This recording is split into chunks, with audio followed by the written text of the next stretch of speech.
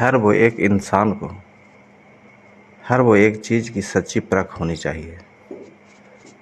जिस चीज़ के लिए भी किसी एक शख्स ने दिल में दस्तन ज़बरदस्त लगन मौजूद है और वह हमेशा उस चीज़ की प्राप्ति के लिए कोशिश भी करता है, तो कुदरत के बनाए असूलों के मुताबिक वह चीज़ तो उसे ज़रूर मिलेगी। जो इंसान जिस चीज़ का तलबगार है वह उसे मिलनी ही चाहिए, क्योंकि तलबगार अपने मतबूल से मिलने का कुदरती हक होता है। लेकिन सोचना यह है कि मायावी चीज़ को हासिल करने में कामयाबी हासिल हो भी गई तो उसे पाकर जो खुशी हासिल होगी, क्या वह दायमी खुशी और हकीमी मुसर्रत होगी? क्या उसके बाद फिर कभी दुख नहीं होगा या अपने मतबूल से कभी जुदाई न होगी? क्या उसका मतबूल हमेशा उसके पास और उसके काबू में रह सकेगा? हरगिज़ नहीं।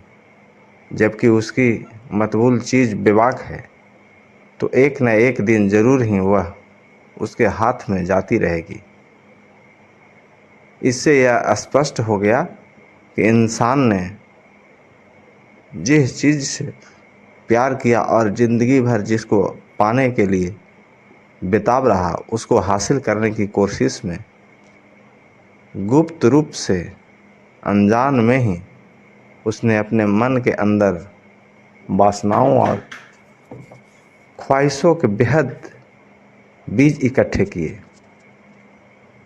वह चीज़ चाहे कुछ भी क्यों न हो और जितनी बड़ी से बड़ी कीमत की हो, उसके पाने या इस्तेमाल करने के लिए संत महापुरुष तुम्हें कभी भी मना नहीं करते। माया से सब पदार्थ इंसान ही के इस्तेमाल के लिए बनाए गए हैं। किंतु प्रश्न यह उठता है कि जिस चीज़ को तुम अपना दिल दे बैठे हो और हमेशा ही उसके हासिल करने की फिक्र में लगे रहते हो, उसके लिए मिल जाने पर उसके साथ ही जो मलिन वासनाओं का बीज जमा हो जाता है, वह तुम्हारी रूह को कहाँ से ले जाएगा?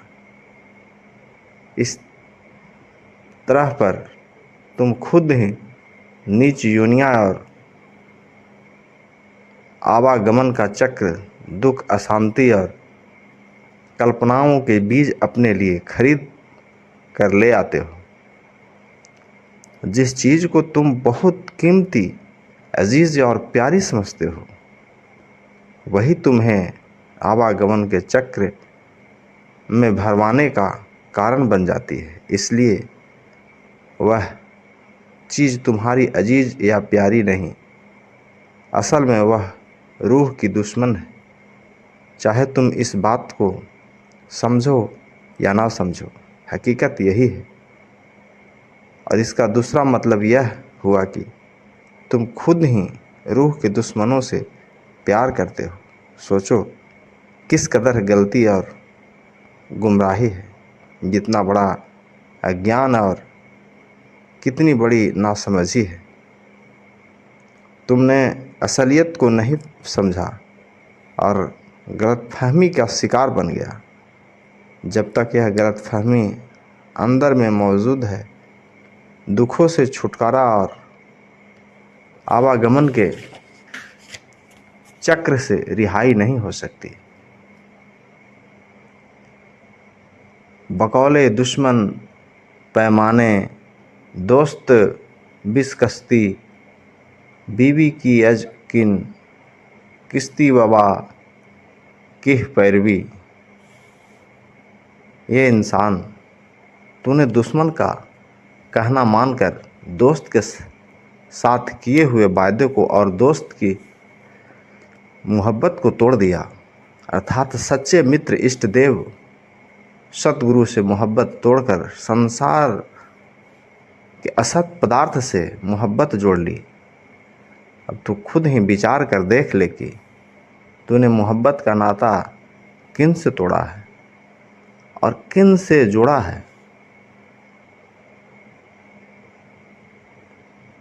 जीव कर्म आप ही करे, आप ही ते ही फल भुगत है। आप रमत संसार में, आप ही ते मुकरे। यह जीव खुद ही भले बुरे कर्म नेक बद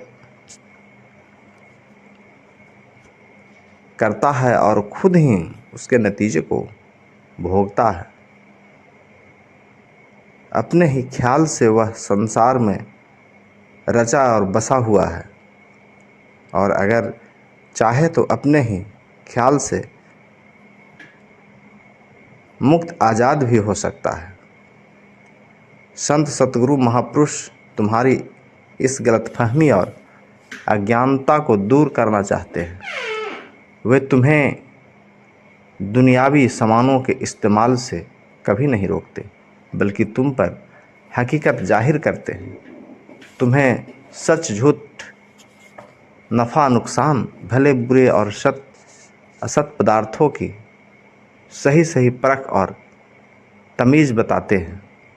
नासमझी और गलतफहमी से तुम अपना और खासकर अपनी रूह का नुकसान, बल्कि भारी नुकसान कर रहे हो। यह तुम्हारे हक की जहर कातिल है। तुम्हारा कोई गहरा दिली दोस्त जिसे तुम अपना खास मित्र और हितकारी समझते हो, वह भी तुम्हें तुम्हारी इस गलतफहमी का ज्ञान नहीं करा सकेगा। नहीं कोई अपना संबंधी या अजीज रिश्तेदार भी तुम्हें इस गलतफहमी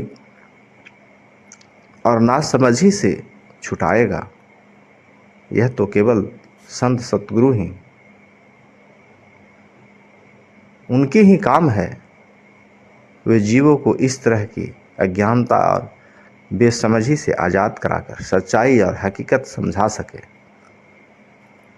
सो हृदय बंधु सुत पितु महतारी, गुरु सम को दूजा हितकारी।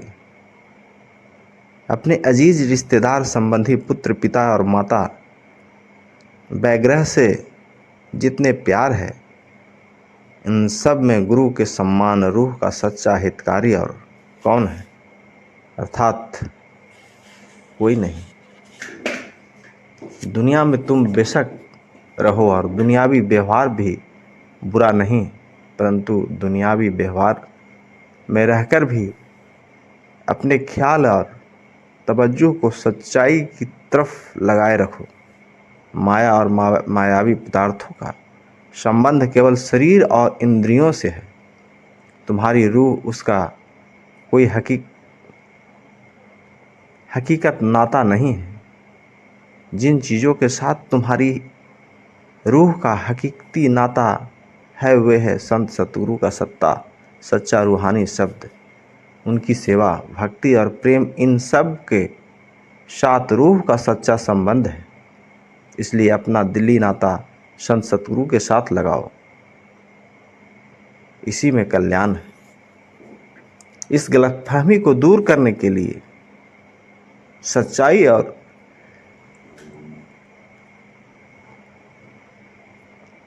असलियत को समझने के लिए, या दूसरे लफ्ज़ों में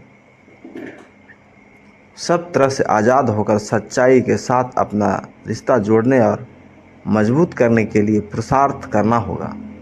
लगातार कोशिश और अथक मेहनत से ही काम का अंजाम दिलाया जा सकता है। चूँकि काल और माया का मुकाबला करना है, इसमें कसमकस और पुरुषार्थ की ज़रूरत होगी। पुरुषार्थ ही ज़िंदगी का दूसरा नाम है। तुम्हें दायमी ज़िंदगी को हासिल करना है और अमर होकर अमरत्व की प्राप्ति के लिए काल और माया से लड़कर, काल और माया ने जो तुम्हारे तन और मन पर, तुम्हारे ख्यालों और भावनाओं पर, अक्लो दिमाग पर, रूह और ज़मीर पर कब्जा कर रखा है। वे अब आसानी से अपने इस कब्जे और अख्तियार को छोड़ने के लिए तैयार नहीं। इसलिए मुकाबला बहुत सख्त है। तुम्हें मदद की ज़रूरत है। तुम खुद इस काबिल नहीं हो कि काल और माया की ज़बरदस्त ताकत का मुकाबला कर सको।